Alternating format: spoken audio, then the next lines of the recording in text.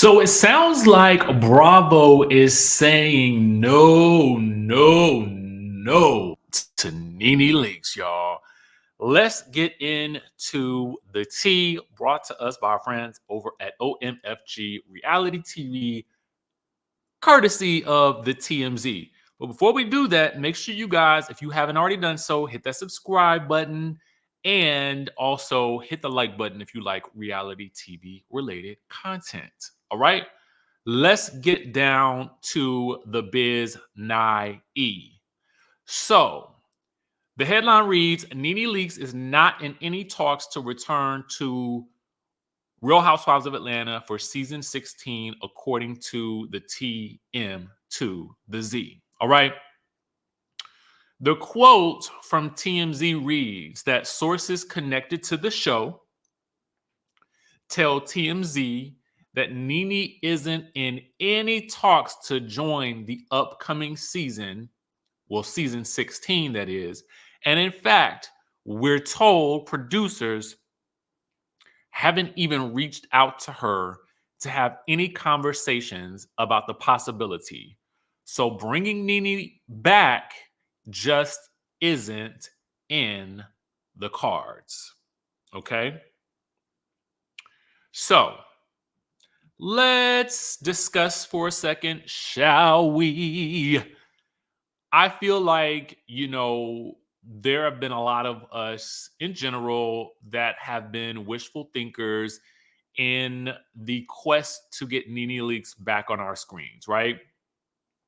When in fact, NeNe Leakes is already back on our screens. She is down to the Zeus hosting the reunions, bobbing and weaving and ducking and diving as the fisticuffs are thrown, as shoes are tossed here, there, and everywhere, as security breaks up, the ladies lunging for each other, bouncing back and forth, karate chopping, roundhouse kicking, and all types of other shenanigans. Hopefully, NeNe has security of her own to protect her from the melee involved in a baddies reunion. Okay? So we do indeed have NeNe Leakes back. She's back with the Zeus. And she's looking better than ever if you check out her Instagram and you see her working out, getting that body right. Summer bodies are made in the winter, y'all. So if you want to follow NeNe Leakes, is she still doing stuff on her YouTube channel? She just don't be consistent with that. Anyway, so there you have it. No NeNe for season 16. We really didn't see it happening anyway. I guess it was some wishful thinking when it looked like, I think she followed Bravo back in November. So there was some speculation that maybe there was, the beginning of a new relationship. I have no idea.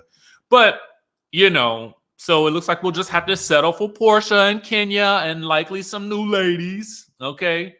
There were some people that I heard, but I don't want to say because I don't really know if it's true, but it would make for some good casting.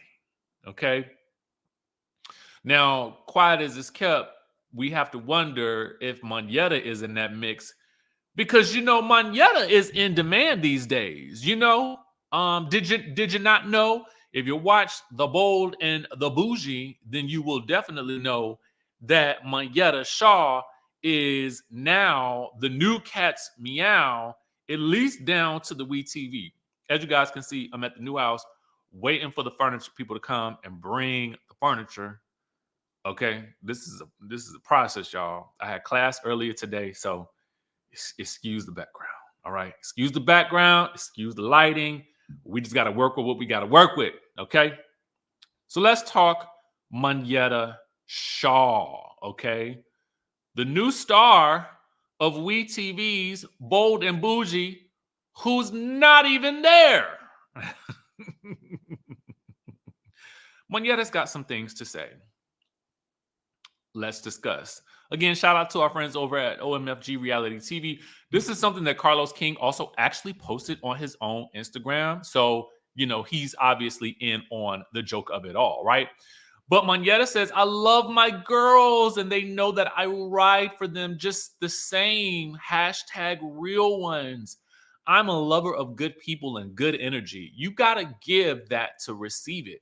I'm so grateful. I am sure that my girls will get to know her, though. I'm assuming she's speaking about Crystal. We got to stay tuned to see. Hashtag bold and bougie. Then she goes on to state, but please don't let me be the storyline moving forward. At Carlos King, I'm about to send you my wire info so you can go ahead and send me my coins, honey. Hashtag bold and bougie. So let's discuss. Shall we? I think we shall. All right. So we all, I think, can figure out the real tea that's going on here. Well, let's call it, we won't call it the real tea because I don't know what the real tea is. What I do know is that Monyetta was not utilized effectively on the Real Housewives of Atlanta in either of the past 2 seasons.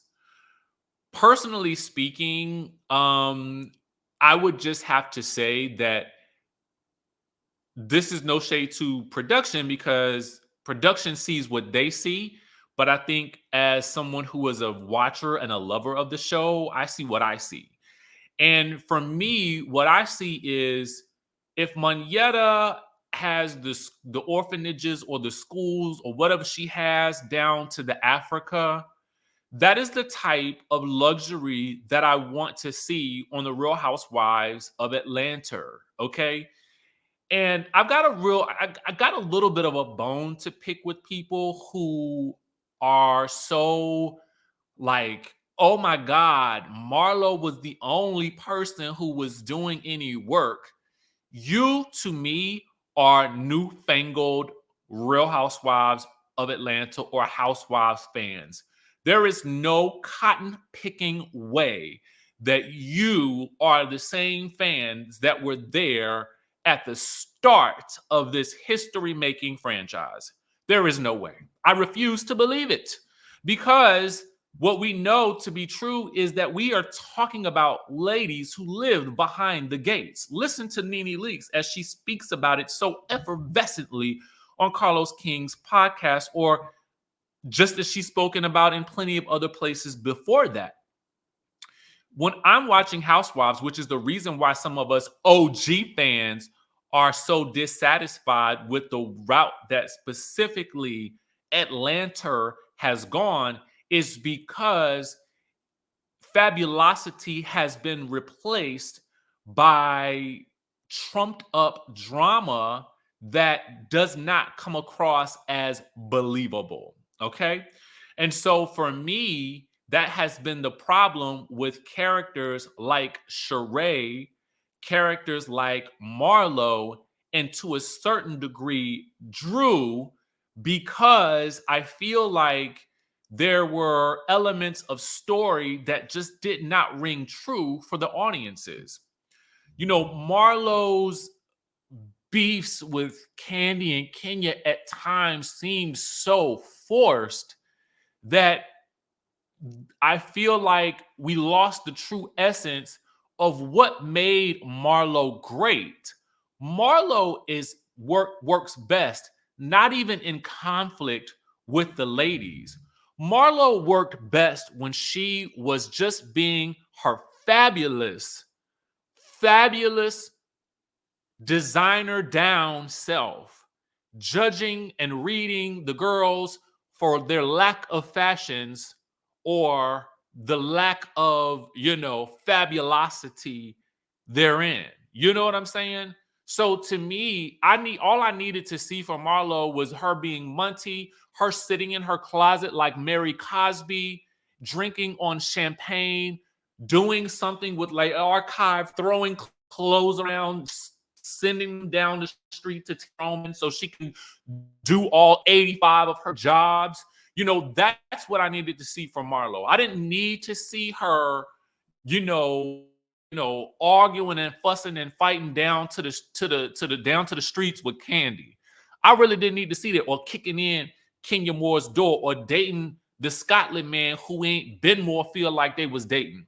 Same with Drew. Drew to me is an enigma wrapped in a riddle, because for me, the story was there. Her and Ralph, that's the story. But the desire to withhold the story is, it turned the storyline into a nothing burger, right? And so because they don't want to discuss any of the divorce, which is their right, then hello, don't do reality TV. You have that right. But if you don't want to share it, don't do reality TV and stick to the scripted where nobody's in your business. Point blank in the period. Need I even bring up the Sheree and Martell of it all with the actor? No, I don't. Okay. So in lieu of all that, we could have been looking at Monyetta take the girls on a fabulous trip to Africa to visit her orphanages, schools, universities, duplexes, compounds, communes, or whatever it is that she's got going on down there. And I just feel like, what a waste. What a waste.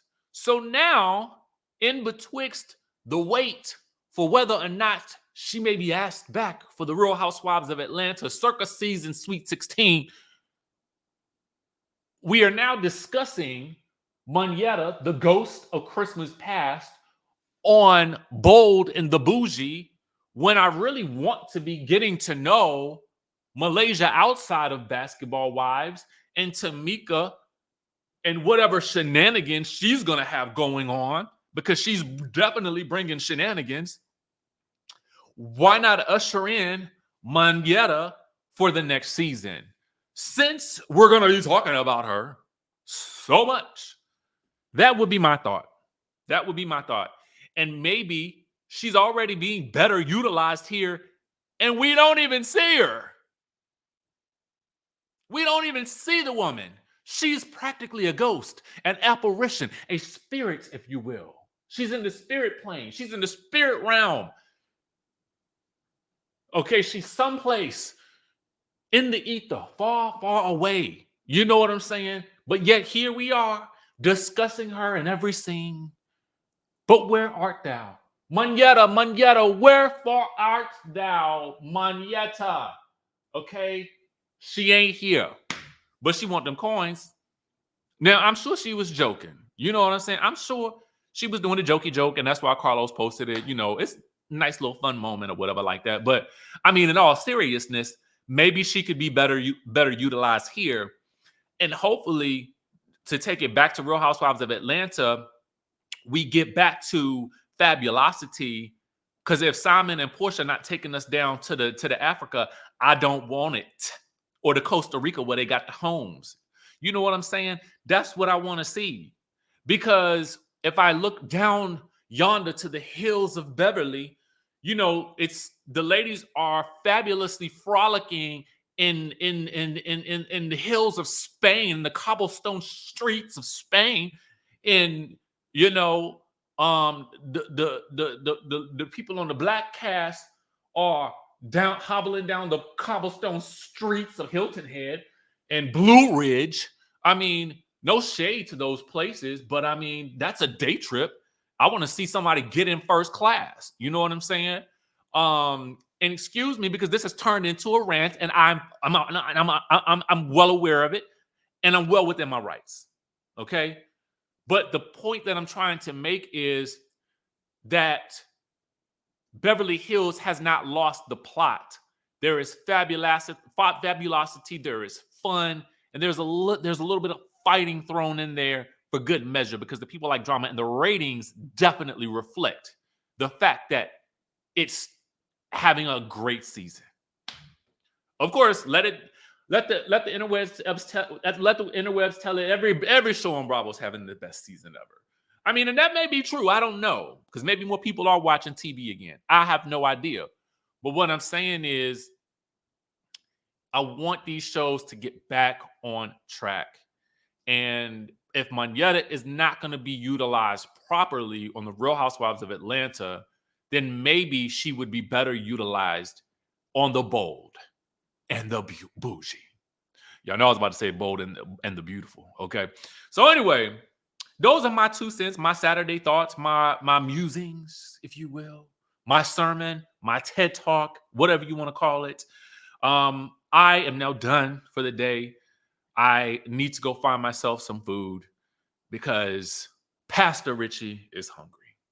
All right. And Norman is off today. So I have to rely on my own self to get my food. Okay. With that being said, make sure you guys, if you haven't already done so, purchase my book. Yes, yes. Shameless plug because I don't care. Shame. I don't have no shame. There's no shame has left the building like Alicia Keys' note. Okay. It's gone. Well, if you look on the NFL YouTube page, the note is there now. I guess they found it somewhere. It's probably in the same place Monyetta's hiding. Anyway, with that being said, I will catch you all in the next. Oh, sidebar. Let me give you guys some tea. It's not really tea. It's really a recap. Is it a recap? Anyway, I went to the Kempire show last night here in DC. Kempire After Dark. Make sure you guys are not. If you're not following Kempire, what are you doing? What are you doing? What are you doing? Anyway, show sold out. He was kind enough to invite me out. So me and Riley went to the show last night. We had an amazing time. He will tell you that he's not a comedian, but baby, we laughed the entire night. My girl Taria Faison hosted she was like the MC of the night, and she did an amazing job. There was a singer, I cannot recall her name. She sang her face off. If you guys get a chance and Kempire is in your city, definitely go and check it out. And the great thing about it is I was also able to meet some members of the Skye Squad who were there to support him as well. So it was just a wonderful night. And I'm super thankful that he invited me to come out. I had a blast. And so make sure you guys get tickets if he is coming to a city near you. With that being said, I will catch you guys in the next.